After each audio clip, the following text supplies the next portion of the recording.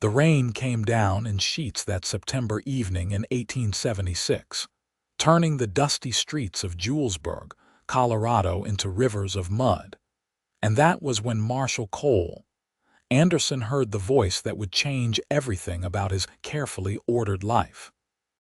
He had been making his rounds, checking the locks on the general store and the bank, his hat pulled low against the downpour, when the sound stopped him cold. Someone was singing, and the voice was so pure, so achingly beautiful that for a moment he forgot about the rain soaking through his coat.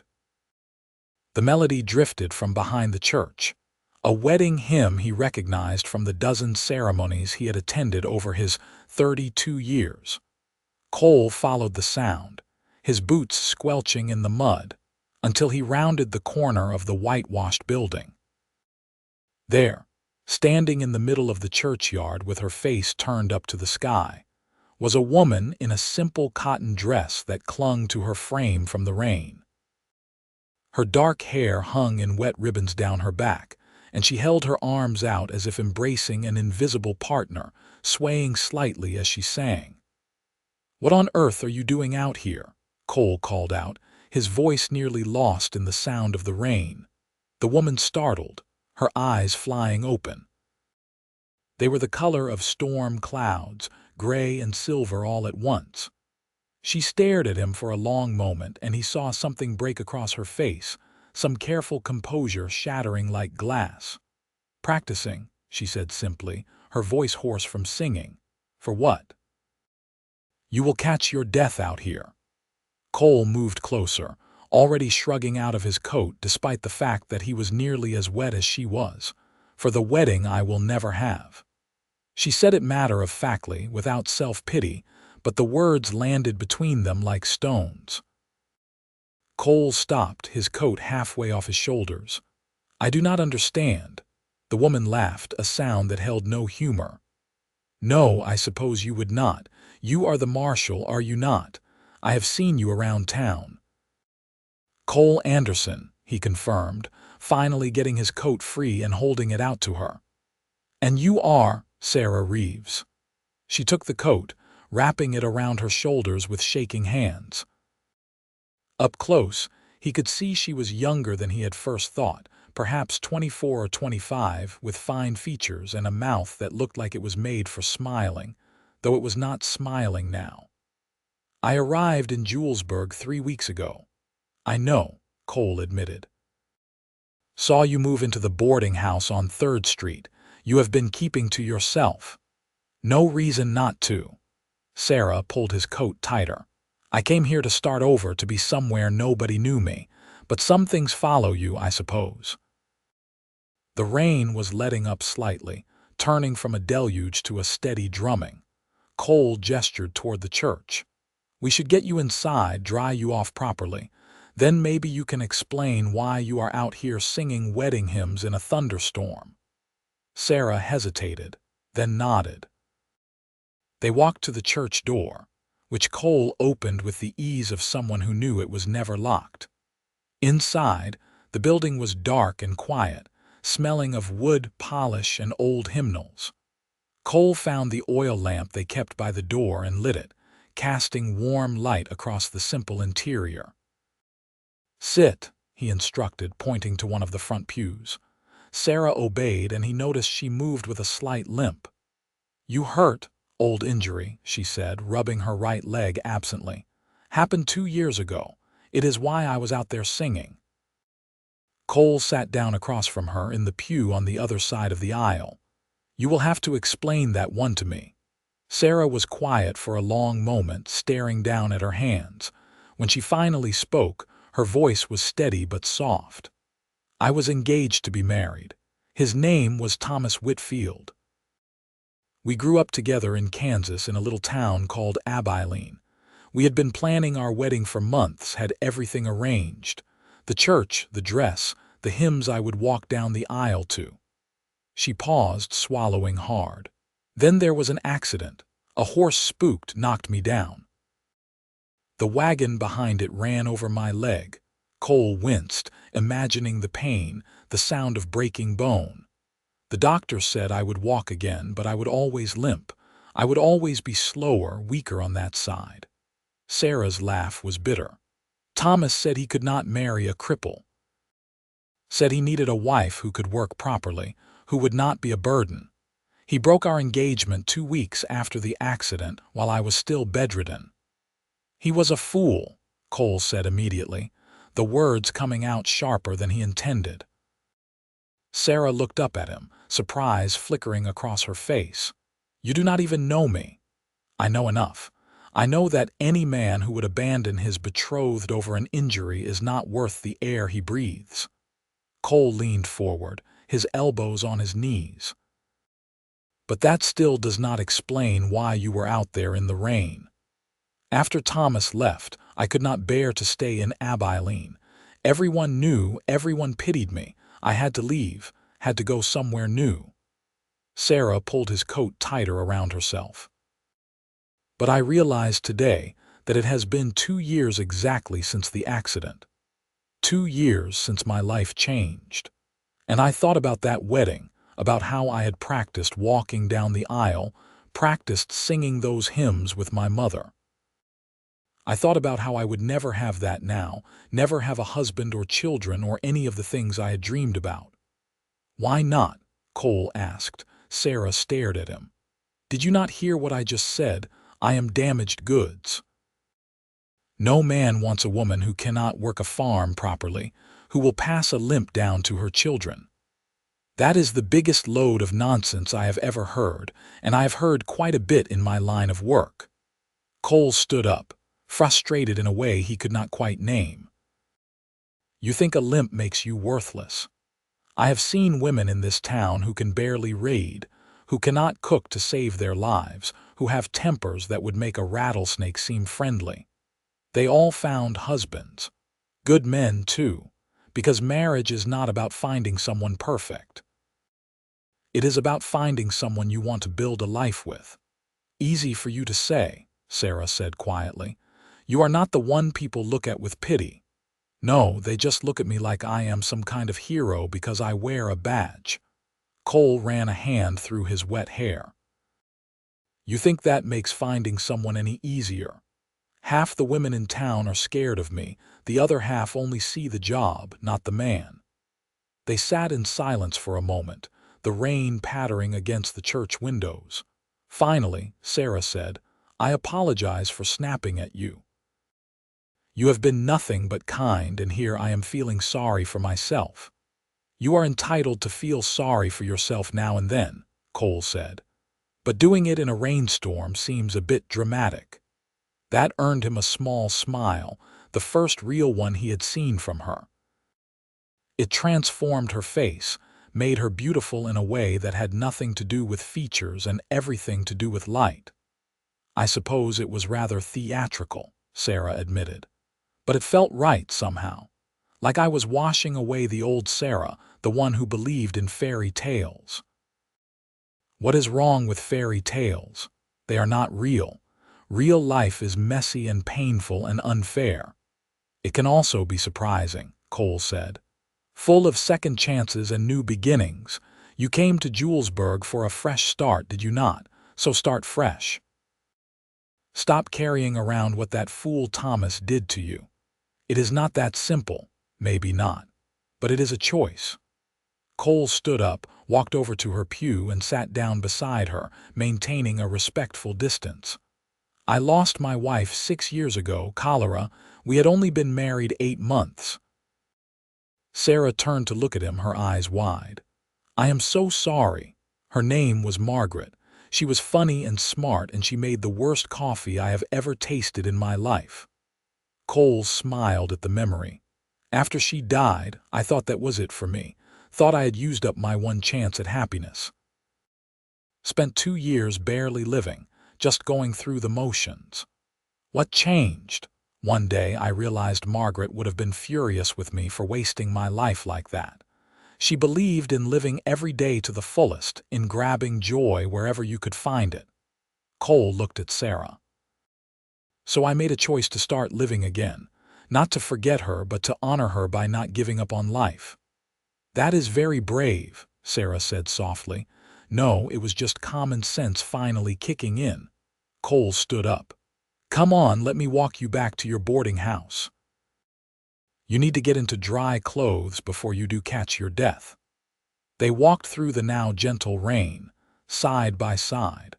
Cole noticed that Sarah's limp was barely noticeable, just a slight hitch in her stride that you would miss if you were not looking for it. When they reached the boarding house, Sarah turned to him. Thank you, Marshal Anderson, for the coat and the conversation. Cole, he corrected, and you are welcome. But Sarah, stop hiding yourself away. This town could use someone with a voice like yours, Mrs. Patterson at the church has been looking for someone to help with the choir. Sarah's expression was doubtful, but she nodded. I will think about it. Cole watched her climb the steps to the boarding house, his coat still wrapped around her shoulders. Just before she went inside, she turned back. Your coat, keep it for now, he called back.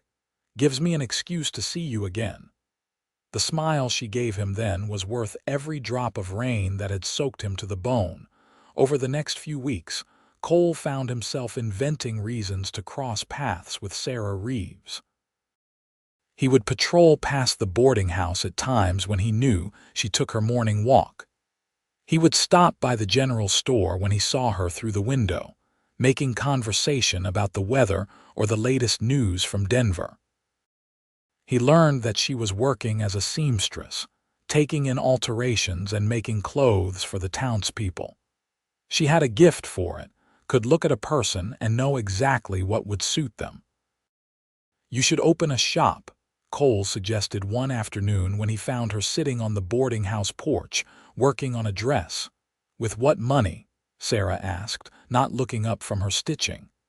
I can barely afford my room as it is. The old Miller place on Main Street has been empty for months. I bet the owner would lease it cheap just to have someone in there. And I would fill it with what? Air. But Sarah was smiling as she said it, and Cole took that as encouragement. You could start small. Put up a sign, let people know where to find you. Right now, half the town does not even know you do alterations. Sarah set down her sewing and looked at him. Why are you doing this? Doing what? This. Encouraging me, helping me. You barely know me, Cole. He sat down on the porch steps, looking out at the street.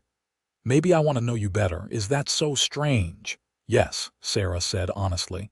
In my experience, men do not go out of their way for nothing. I am not doing it for nothing. I am doing it because I like you. I like talking to you. I like seeing you smile. Cole turned to face her. Is that all right? Sarah's hands had stilled on her sewing. I do not know what to say.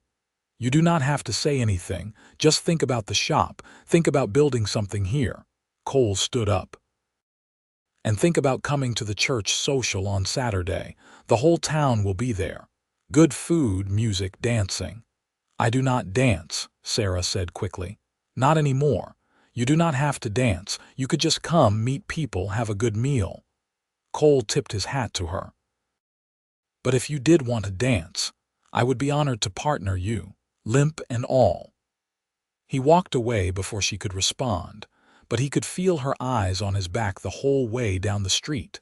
Saturday arrived bright and clear, one of those perfect autumn days that made you forget winter was coming. Cole helped set up tables in the churchyard, stringing lanterns from the trees for when evening came. He kept watching the road, hoping to see Sarah, trying not to feel disappointed when an hour passed, and she had not appeared. Then, just as the sun was beginning to set, he saw her.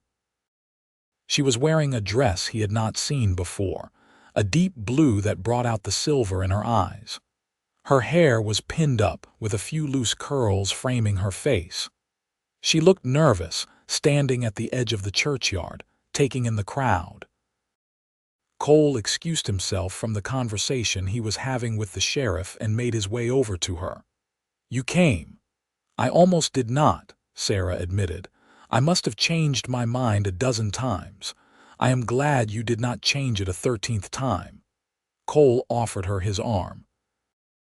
Come on, I will introduce you around." The next hour passed in a blur of names and faces. Mrs. Patterson from the church choir, who immediately recruited Sarah to join them for Sunday service. The mayor and his wife, who were charmed by Sarah's quiet manners. The owner of the general store, who mentioned his wife needed a new dress for Christmas. By the time Cole managed to get Sarah a plate of food, she looked overwhelmed but happy. "This is a lot," she said, sitting down at one of the tables. "Too much?" Cole asked, concerned. "No, it is nice. Everyone is so friendly. I did not expect that." Sarah took a bite of apple pie. "In Abilene, after Thomas broke our engagement, people were kind but distant, like they did not want to get too close to bad luck. People here do not think like that, and if they do, they answer to me." Cole said it lightly, but Sarah caught the steel underneath. "You really do care about this town, do not you? Been here 10 years now. It is home." Cole looked around at the familiar faces, the children running between tables, the old-timers telling stories. These are good people. They deserve someone looking out for them. "Do you ever think about leaving, going somewhere bigger?" "Used to when I was younger. Thought I wanted to be a lawman in Denver or San Francisco, somewhere exciting." Cole shrugged. "But Margaret loved it here. After she died, leaving felt like abandoning her memory. And then time passed, and I realized I loved it too." The band started up then, a fiddle and guitar playing a lively tune. People moved to the makeshift dance floor, couples pairing up. Cole saw Sarah watching them, her expression wistful. "We do not have to dance," he said quietly. "We can just sit here." Sarah was quiet for a moment, then she stood up. "I want to try." Cole's eyebrows rose. "Are you sure?" "No, but you said life is about making choices, about not giving up." She held out her hand. "So I am choosing to try." Cole took her hand, led her to the dance floor.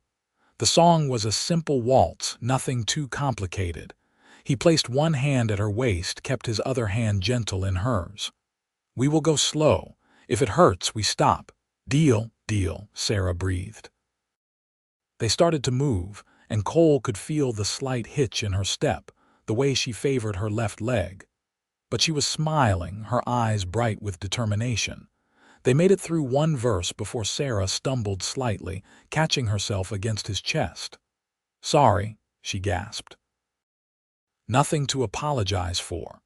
Cole steadied her, then without thinking about it too hard, he adjusted his grip, taking more of her weight. "Here, lean on me a bit more. Let me carry some of it." Sarah looked up at him, and something passed between them, something warm and electric. "That is cheating." "I prefer to think of it as adapting." Cole started moving again, this time supporting her more obviously, letting her rest against him as they swayed. "Better." "Yes," Sarah whispered, and he could hear the wonder in her voice. They danced through 2 more songs, barely moving from their spot, just swaying together while the world spun around them. Cole was aware of people watching, of the whispers and knowing smiles, but he did not care. All he cared about was the woman in his arms, the way she fit against him like she was made to be there. When the music finally stopped, Sarah pulled back slightly, her cheeks flushed. "Thank you. Any time." Cole meant it. He would dance with her every night for the rest of his life if she would let him. They walked back to her boarding house later that night, taking the long way through town. Sarah was quiet, but it was a comfortable silence, the kind you could only share with someone you trusted. When they reached her door, she turned to him. "I have been thinking about what you said about the shop." Cole tried to keep his expression neutral. "And I want to do it. I do not know how yet, but I want to try." Sarah smiled at him. "You make me want to try, Cole. You make me think that maybe I can have a life here, a real life." "You can," Cole said firmly. "You absolutely can." Sarah reached out, touched his arm briefly. "Will you help me? I do not know anything about opening a business, about what I need to do. Of course I will help you. We can start tomorrow if you want." "Tomorrow is Sunday. Church?" Then we will start Monday, Cole grinned. Besides, I want to hear you sing with the choir. Mrs. Patterson has been bragging about your voice all week, Sarah laughed. She heard me for 5 minutes. How could she possibly know if I am any good? I heard you singing in the rain. Trust me, you are good. The next months passed in a blur of activity. Cole helped Sarah negotiate a lease on the old Miller place, even fronted her the first month's rent as a loan. She protested, but he insisted, and eventually, she relented. Together, they cleaned out the dusty shop, replacing broken windows and painting the walls a cheerful yellow that Sarah said reminded her of sunshine. Sarah threw herself into building her business with a determination that amazed Cole. She sewed late into the night, building up inventory, creating sample pieces to display in the window. She was talented, he realized, truly gifted. Her stitches were tiny and perfect, her eye for color and design impeccable. Word spread quickly through Julesburg that there was a seamstress in town who could make you a dress that would turn heads. Cole found himself spending more and more time at the shop, helping however he could. He was not much use with sewing, but he could build shelves, hang curtains, carry heavy bolts of fabric. Really, he just wanted to be near Sarah. He loved watching her work, the way her face would get this focused, intent expression. He loved listening to her talk about her plans, her dreams for the business. "I want to bring in lace from back east," she told him one evening as they sat in the shop after closing. "Real Belgian lace, the kind you cannot get anywhere else in Colorado, and silk for wedding dresses." "Wedding dresses?" Cole asked carefully. Sarah nodded, not looking at him, her fingers tracing patterns on the counter. "It is ironic, I know. The woman who will never marry making wedding dresses. But I am good at it, Cole. I know what makes a dress special, what makes a bride feel beautiful." "You will marry," Cole said, the words coming out more forcefully than he intended. "Stop saying you will not." Sarah looked up at him then, her eyes searching his face. "You sound very certain of that." "I am." Cole stood up, crossed to where she sat, and took her hands in his. "Sarah, I have been trying to court you for months now. Have you not noticed?" She stared at him. "I thought you were just being friendly." "Friendly?" Cole laughed, but there was no humor in it. "Sarah, I think about you every moment of every day. I make excuses to see you. I helped you set up this shop because I wanted to give you a reason to stay in Julesburg, because the thought of you leaving makes me feel like I cannot breathe. That is not friendly. That is me being halfway in love with you." Sarah's hands tightened on his. "Cole, you do not have to say anything if you are not ready. I know you have been hurt. I know you are scared. But I need you to know how I feel. I need you to know that when you talk about never marrying, it tears me up inside because I want to marry you, Sarah. I want to wake up next to you every morning and come home to you every night. I want to help you build your business and sing in church with you and dance with you, even though neither of us is very good at it." "I am scared," Sarah whispered. "What if you change your mind? What if you realize that you deserve better than someone who limps, someone who is broken?" Cole pulled her to her feet, gentle but firm, and cupped her face in his hands. "You listen to me, Sarah Reeves. You are not broken. You are strong and talented and beautiful, and the only thing I deserve is the chance to prove to you that I mean every word I am saying." "How?" Sarah asked, and he could see tears shining in her eyes. "Give me time. Let me court you properly, the way you deserve. Let me take you to dinner and buy you flowers and write you terrible poetry that will make you laugh." Cole brushed away a tear that had escaped down her cheek.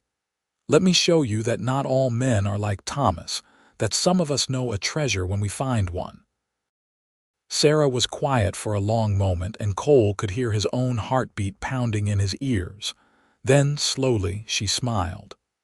"I would like that. The dinner and flowers, yes, but please no poetry. I have heard you sing." If your poetry is anything like your singing, we might need to reconsider this whole thing."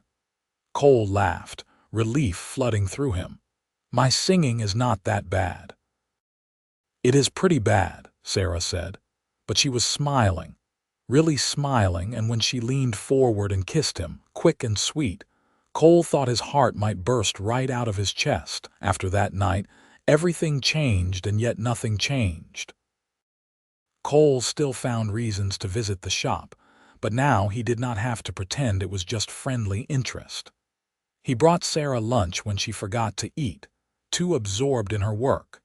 She would scold him for spoiling her, but he noticed she always ate every bite. On Sundays, they sat together in church, Sarah's voice soaring with the choir while Cole did his best to stay on key beside her. The town noticed, of course. Small towns always did. Mrs. Patterson made knowing comments about how nice it was to see the marshal smiling again. The sheriff clapped Cole on the back and told him it was about time he stopped moping around. Sarah's landlady started making romantic observations about young love. "They all think they know our business," Sarah complained one afternoon as they walked along the creek that ran behind the town. "Let them think what they want," Cole said, taking her hand. "I do not care what anyone thinks as long as you are happy." "I am happy," Sarah said, and she sounded almost surprised. "For the first time in 2 years, I am actually happy. The shop is doing well, I have friends here, and I have you." "You definitely have me," Cole confirmed, "for as long as you want me." Winter came to Julesburg, blanketing the town in snow. Sarah's shop stayed busy with orders for Christmas dresses and warm winter coats. Cole spent his days keeping the peace, breaking up the occasional fight at the saloon, making sure the roads stayed clear. His nights, though, those belonged to Sarah. They would have dinner at the boarding house or at the small house Cole rented on the edge of town. They would sit by the fire and talk about everything and nothing. Sarah told him about growing up in Kansas, about her parents who had died when she was young, about her dreams of having a big family someday. Cole told her about his childhood in Missouri, about Margaret and how losing her had nearly destroyed him, about how finding Sarah had made him believe in second chances. "You think Margaret would have liked me?" Sarah asked one night, curled up next to him on the settee. Cole thought about it seriously. "She would have loved you. She always said I needed someone who would call me on my nonsense, and you do that better than anyone. You do have a tendency to be stubborn," Sarah agreed. "Look who is talking." Cole kissed the top of her head. "But yes, she would have liked you. She would have been happy that I found someone to love again." Sarah turned to look at him. "You love me. I thought I made that clear when I said I was halfway in love with you months ago." Cole smiled. "I am all the way there now, Sarah. Completely, utterly in love with you." "I love you too," Sarah said softly. "I did not think I could after Thomas. I thought I had used up my chance at love. But you showed me I was wrong. You showed me what real love looks like." They sat there in the firelight, wrapped in each other's arms, and Cole felt a peace he had not known since before Margaret died. This was right. He knew it in his bones. Sarah was meant to be his, and he was meant to be hers. Spring arrived slowly, the snow melting to reveal muddy streets and the first green shoots of new growth. Sarah's shop had become one of the most successful businesses in Julesburg. She had 3 women working for her now, helping with the simpler alterations while she focused on the custom designs that had become her specialty. Women came from as far as Denver to have Sarah Reeves make their dresses. Cole watched her success with pride, but also with a growing sense of urgency. He wanted to marry her, wanted to make their relationship official before God and the whole town. But he was waiting for the right moment, waiting until he could give her the proposal she deserved. That moment came on a warm evening in May. Cole had been planning it for weeks, enlisting the help of Mrs. Patterson and half the women in town. He asked Sarah to meet him at the church at sunset, claiming he needed her opinion on something. When Sarah arrived, wearing a simple green dress that made her eyes look like storm clouds, she found the churchyard transformed. Lanterns hung from every tree, candles lit a path to where Cole stood waiting, and there, all around them, were flowers. Hundreds of flowers, every color imaginable, filling the air with their sweet scent. "Cole, what is all this?" Sarah asked, her hand flying to her mouth. "This is me making good on a promise," Cole said, taking her hands. "I said I would court you properly, and that includes a proper proposal." "Proposal?" Sarah's voice was barely a whisper. Cole dropped to one knee, never taking his eyes off her face. "Sarah Reeves, from the moment I found you singing in the rain, I knew you were special. You were broken and brave and beautiful, and I fell in love with you before I even knew your name. These past months with you have been the happiest of my life. You make me laugh, you challenge me, you make me want to be a better man. I love your strength and your kindness and the way you sing when you think no one is listening. I love how you limp sometimes when you are tired but never complain. I love everything about you, and I want to spend the rest of my life showing you how much." He pulled out a small box from his pocket, opened it to reveal a simple gold band with a small diamond. "It is not much," he admitted, "but it belonged to my grandmother, and she always said whoever I gave it to should be someone special. Someone worth more than all the jewels in the world. That is you, Sarah. So will you marry me? Will you let me be your husband and your partner and the father of those children you dream about having?" Sarah was crying now, tears streaming down her face. "Yes, yes, of course, yes." Cole slipped the ring onto her finger, then stood and swept her into his arms, kissing her with all the love and promise he had been holding inside. Around them, he could hear applause, and he realized that half the town had gathered to watch, hiding in the shadows beyond the candlelight. "You had an audience planned?" Sarah asked, laughing through her tears. "I wanted everyone to know that you are mine and I am yours," Cole said. "I wanted to shout it from the rooftops." "You are ridiculous," Sarah said, but she was smiling, and when she kissed him again, Cole thought he might be the luckiest man alive. They were married 6 weeks later on a perfect June day. Sarah wore a dress she had made herself, ivory silk with lace from Belgium, the most beautiful thing Cole had ever seen. She walked down the aisle of the church on the arm of the mayor, who had graciously agreed to give her away, and when she reached Cole, her eyes were shining with joy. The ceremony was simple but heartfelt. Cole's voice shook when he said his vows, promising to love and cherish Sarah for all his days. Sarah's voice was clear and strong, promising the same. When the preacher pronounced them man and wife, Cole kissed her with a tenderness that made the women in the congregation sigh. The reception was held in the same churchyard where Cole had proposed. There was music and dancing and more food than anyone could possibly eat. Cole danced with his new wife, holding her close, not caring who saw the way he could not stop smiling. "Happy?" he asked as they swayed together. "More than I ever thought possible," Sarah said. "When I came to Julesburg, I thought my life was over. I thought I would always be alone, always be that woman who got left behind. But you showed me I was wrong. You gave me a home and a purpose and a love I never dreamed I could have." "You gave me the same," Cole said. "You brought me back to life, Sarah. Before you, I was just existing, just going through the motions. But you made me feel again, made me want again. You are my second chance, and I promise I will never take that for granted." They moved into Cole's house after the wedding, though Sarah kept the shop running with her employees.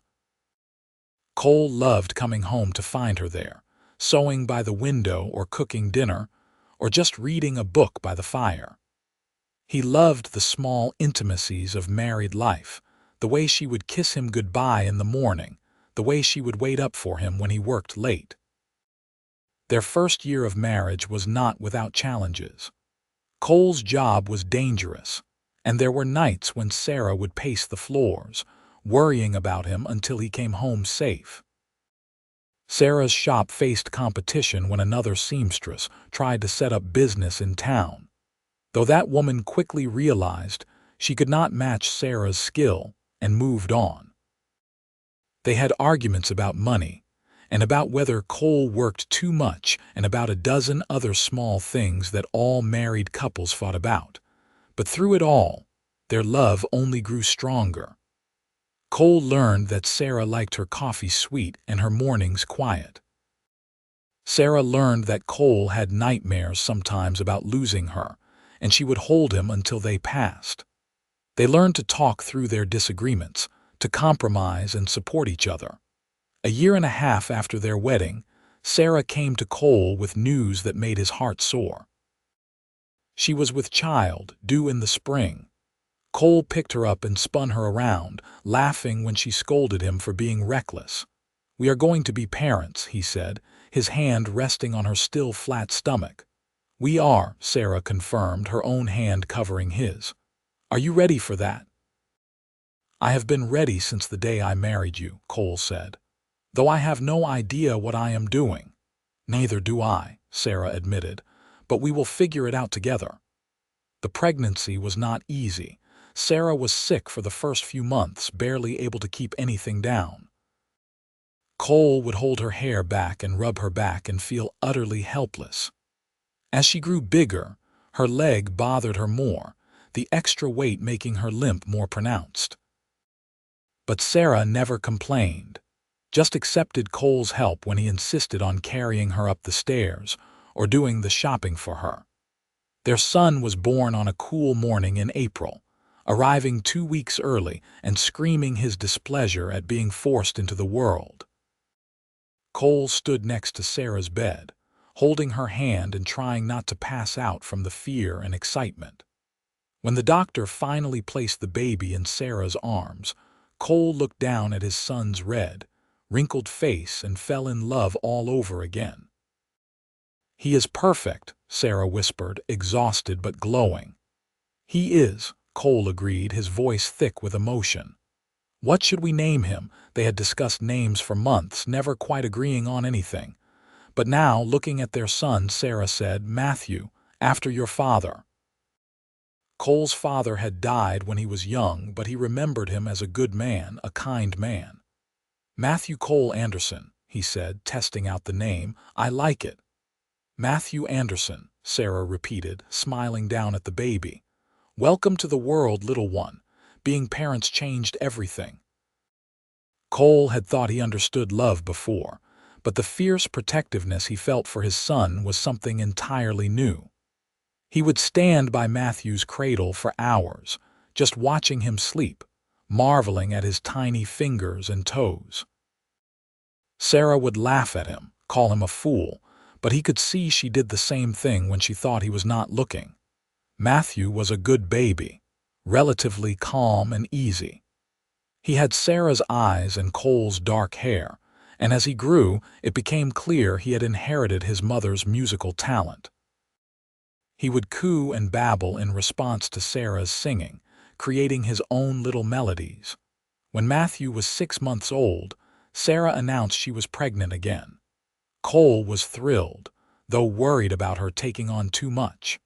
But Sarah was determined, and between her employees at the shop and Mrs. Patterson helping with Matthew, they managed.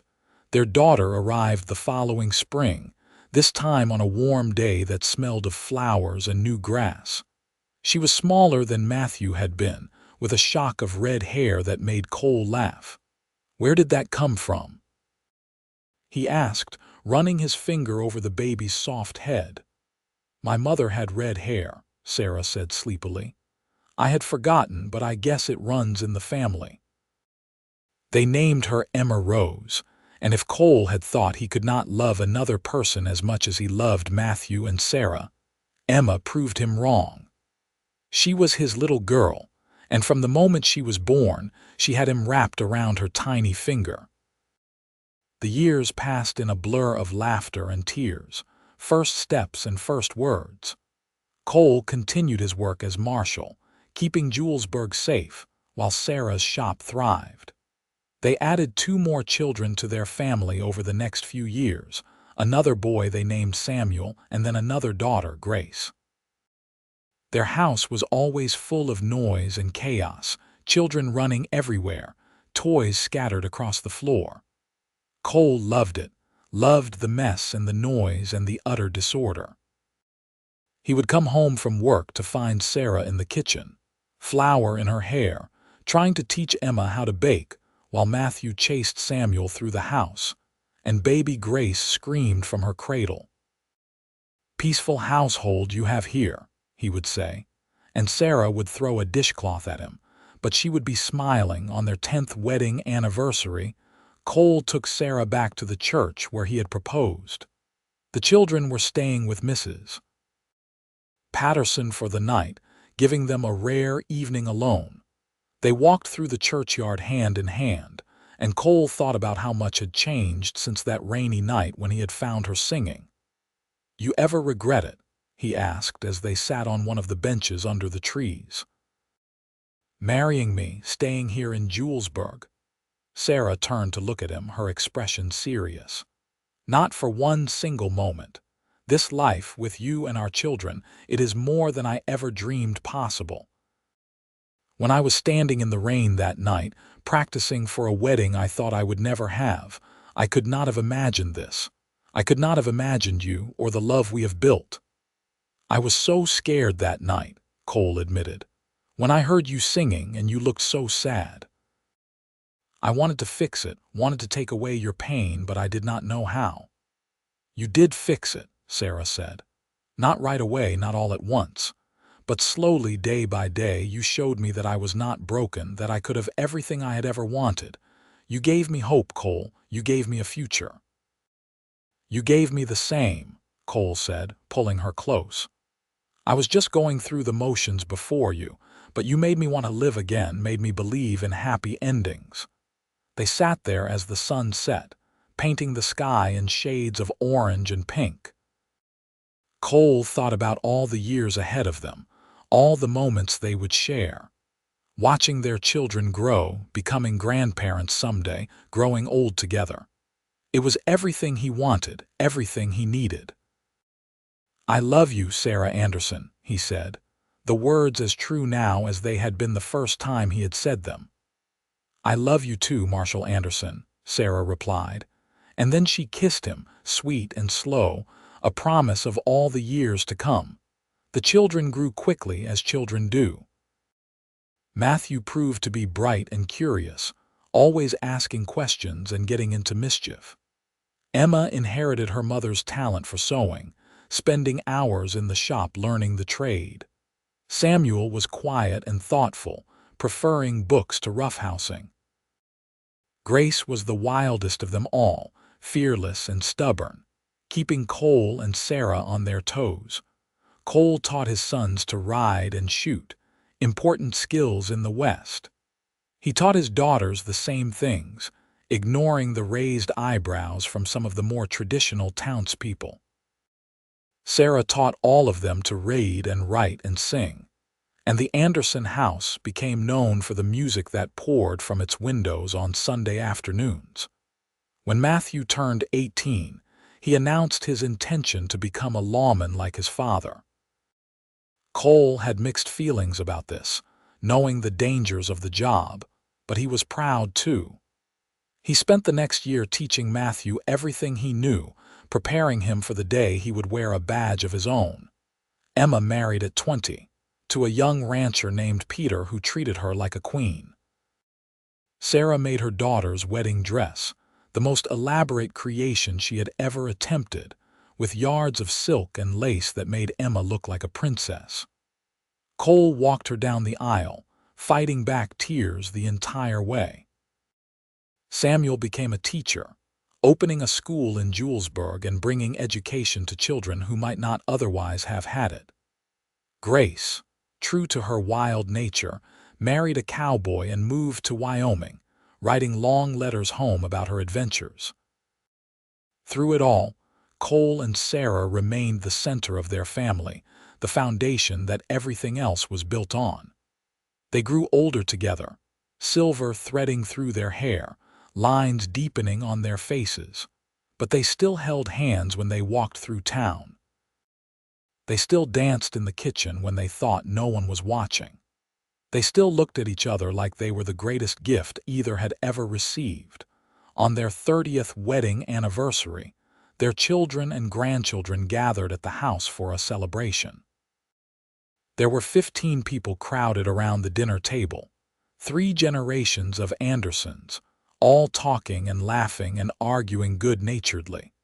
Cole looked around at the faces of his family and felt a swell of emotion so strong it nearly knocked him over.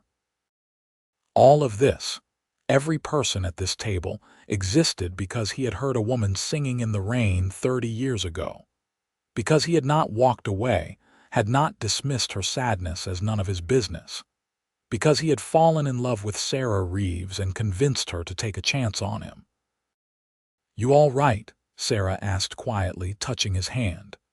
"More than all right," Cole said. "I was just thinking about how lucky I am, how lucky we are." "We are lucky," Sarah agreed. "But it is not just luck, Cole. We worked for this. We chose each other every single day, even when it was hard. That is what made this life possible." After dinner, as the family settled in the parlor, Matthew stood up and raised his glass. "I want to propose a toast," he said, "to my parents who have shown us all what real love looks like, who taught us that the best things in life are worth fighting for, worth working for, who built a family and a life that we are all proud to be part of. Happy anniversary, and here is to 30 more years." Everyone raised their glasses, echoing the sentiment. Cole stood up, pulling Sarah to her feet beside him. "Thank you all for being here. You are the greatest blessing of our lives, every single one of you, but if you do not mind, I would like to steal my wife for a few minutes. There is something I want to show her." Amid knowing smiles and a few teasing comments, Cole led Sarah outside. The sun was setting, painting the sky the same colors it had been on their wedding day. He took her hand and led her toward the church, the same path they had walked so many times over the years. "Where are we going?" Sarah asked, though she was smiling like she already knew. "I want to go back to where it all started," Cole said. They walked to the churchyard, to the spot where Cole had found Sarah singing all those years ago. The trees were bigger now, the church had a new roof, but the essence of the place was the same. Cole turned to face his wife, taking both her hands in his. "I have been thinking about that night," he said. "About how I heard you singing about a wedding you thought you would never have. And I realized that I never told you how grateful I am that you were wrong. That you did have that wedding, that you married me and gave me a life more beautiful than anything I could have imagined." "Cole," Sarah said softly, tears shining in her eyes. "I know we have said our vows, lived them for 30 years, but I want to say them again, right here where it all began." Cole cleared his throat, suddenly nervous. "I, Cole Anderson, take you, Sarah, to be my wife. I promise to love you and cherish you, in sickness and in health, for richer or poorer, until death do us part. I promise to dance with you even when my feet hurt, to listen to you sing even when you think you are alone, to carry you when your leg bothers you. I promise to choose you every single day for the rest of my life." Sarah was crying openly now, but she was smiling too. "I, Sarah Anderson, take you, Cole, to be my husband. I promise to love you and support you, to call you on your nonsense when you need it, to stand by your side through whatever life brings. I promise to sing for you, to sew your buttons when they fall off, to keep choosing you every single day for the rest of my life." Cole pulled her into his arms, kissed her with all the love and passion and devotion he had carried for 3 decades. When they finally pulled apart, both of them laughing and crying at the same time, Sarah said, "Thank you." "For what?" "For hearing me that night. For not walking away. For showing me that my story was not over, that the best chapters were still to come." Sarah touched his face, her fingers gentle. "For giving me the wedding I thought I would never have, and the marriage I never dreamed was possible." "Thank you for taking a chance on me," Cole said. "For letting a stubborn Marshal convince you that you deserve to be loved. For building this life with me." They stood there in the fading light, holding each other, two people who had found love in the most unexpected place. The years had changed them, had added lines to their faces and silver to their hair, but the love between them was as strong as it had been that first night. Stronger, even, forged in the fires of 30 years of marriage, of raising children and building businesses and facing down whatever challenges came their way. As they walked back to their house, to their family waiting inside, Cole thought about all the moments that had led them here. The rain and the singing, the first dance, the proposal, the wedding, the birth of their children, every joy and sorrow they had shared. It was a good life, a blessed life, built on a foundation of love and trust and unwavering commitment. "I would do it all again," he said as they reached their front porch. "Every moment, even the hard ones. I would choose you every single time." "I know," Sarah said, squeezing his hand. "I would too." They went inside, back to the warmth and noise and love of their family.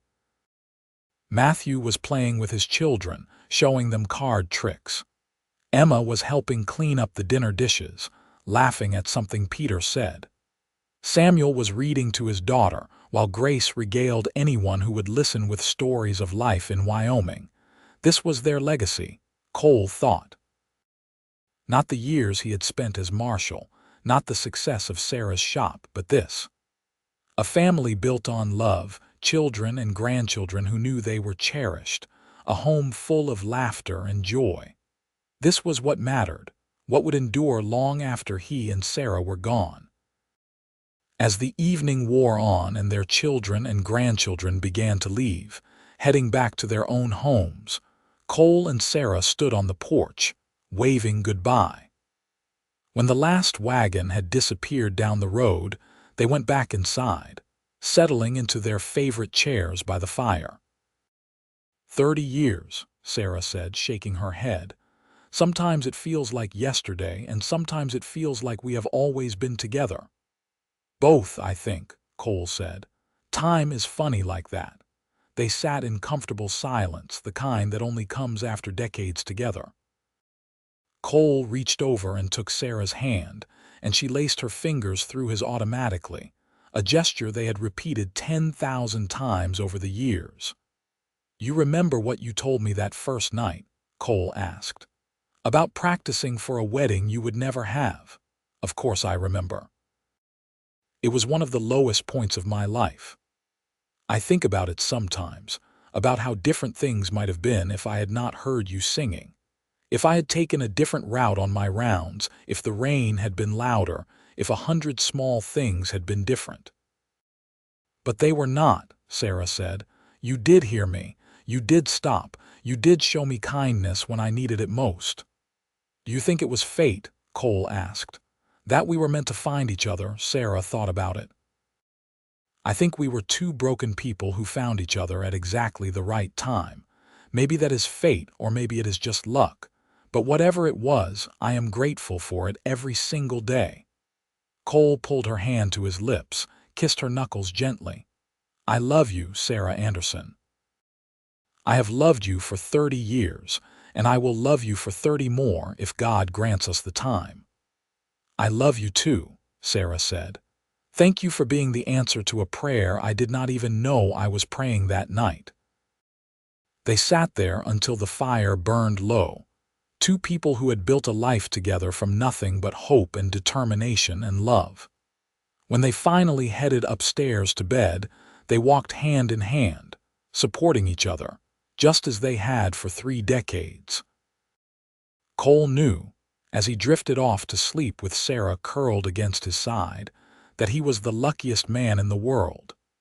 He had found love twice in his life, had been blessed with a family beyond anything he had imagined. He had spent 30 years with a woman who challenged him and supported him, and loved him with a fierceness that still took his breath away. The years that followed were quiet but full. Cole eventually retired from his position as marshal, handing the badge over to Matthew with pride and maybe a little relief. He was getting older, and the long hours and occasional danger of the job were harder than they used to be. But he stayed active in the community, helping where he could, offering advice when asked. Sarah finally closed her shop when she was 60, passing the business to Emma, who had inherited her mother's talent and eye for design.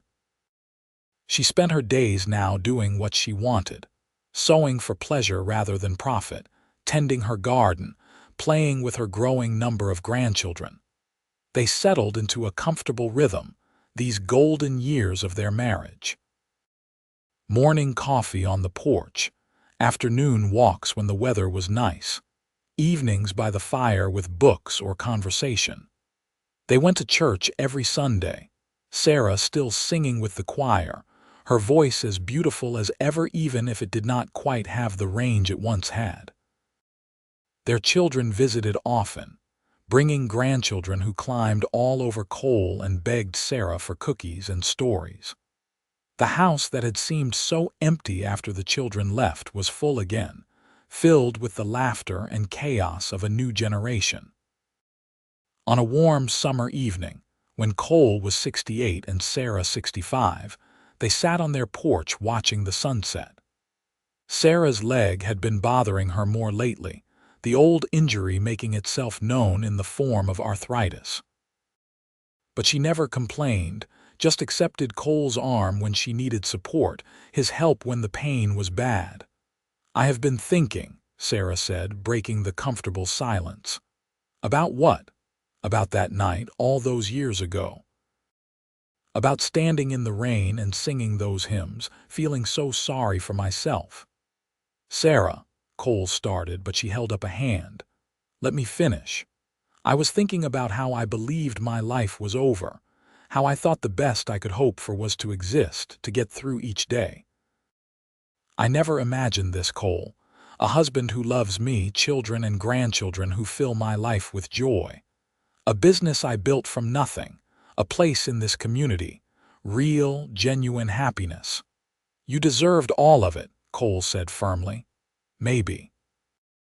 But I would not have any of it if you had not stopped that night, if you had not seen past the broken woman singing in the rain to the person I could become. You saved me, Cole, not just that night, but every day since." Cole reached over and took her hand. "You saved me right back.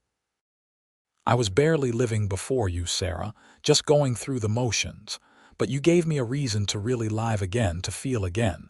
We saved each other." Sarah leaned her head on his shoulder. "I love you, you stubborn man. I love you too, you impossible woman." They sat there as the sun dipped below the horizon, painting the sky in shades of gold and pink and purple. Two people who had found each other against all odds, who had built a life and a family and a love that had lasted through 3 decades and counting.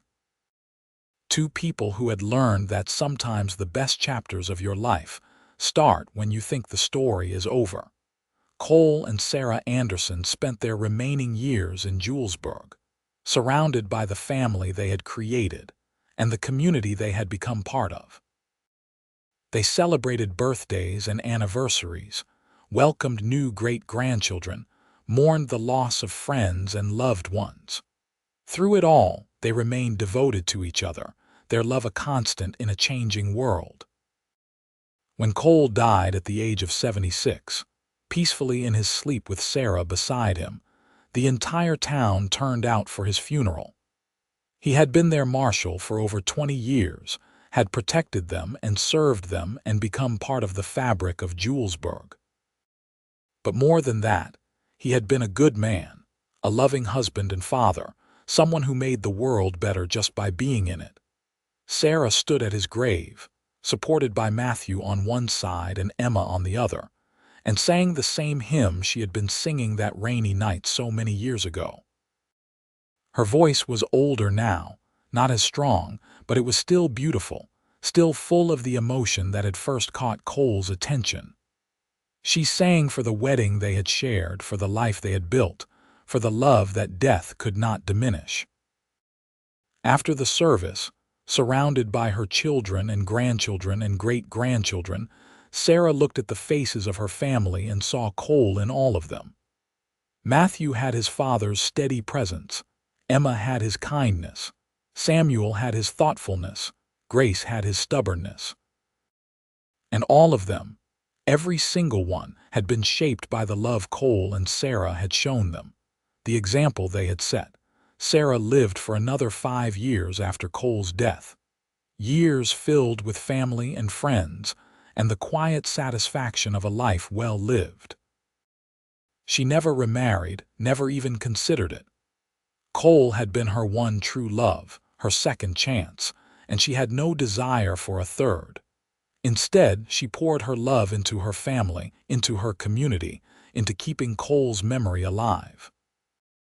When Sarah died at 83, surrounded by her children, her last words were about Cole. "I hear him singing," she whispered, a smile on her face. "He still cannot carry a tune." And then she was gone, slipping away as peacefully as she had lived the last 50 years of her life. They buried her next to Cole, under a tree in the church cemetery. The marker read, "Sarah Anderson, beloved wife, mother, grandmother. She found love in the rain and built a life in the sunshine." Their children and grandchildren and great-grandchildren gathered around the grave, and Emma, who had inherited her mother's voice, sang the hymn that had brought Cole and Sarah together all those years ago. It was a song about love and commitment, about promises made and kept, about building a life together through joy and sorrow. As the last notes faded away, Matthew stepped forward and placed a single white rose on his mother's grave. "Thank you," he said softly, "for showing us what love looks like. For teaching us that second chances are real, that broken things can be made whole. For giving us a family built on love." One by one, the rest of the family added their own flowers, their own quiet words of thanks and goodbye. When it was over, they walked back to the house that Cole and Sarah had filled with love and laughter for over 50 years, and they told stories and shared memories, and celebrated the incredible legacy their parents had left behind. The Anderson family continued to grow and thrive in Julesburg. Matthew's children became lawmen and teachers and business owners. Emma's children carried on the tradition of the dress shop, keeping Sarah's legacy alive. Samuel's children spread learning throughout Colorado. Grace's children brought the wild spirit of the frontier to everything they did.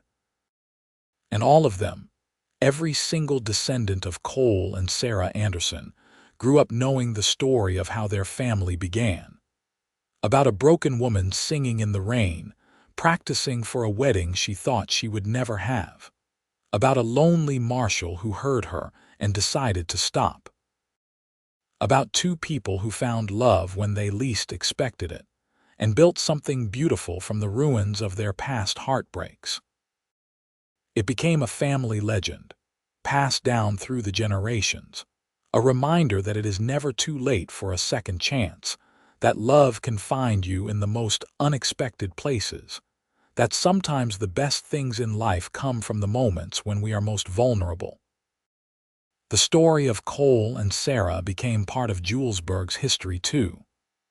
The church where Cole proposed became a popular spot for couples, the cemetery where they were buried a place where people came to remember that true love really does exist.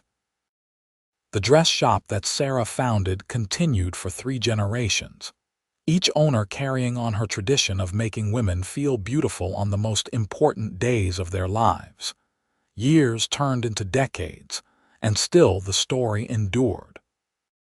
Great-great-grandchildren who never knew Cole and Sarah personally still grew up hearing about them, still learned the lessons they had taught through the way they lived their lives. Love is a choice you make every day.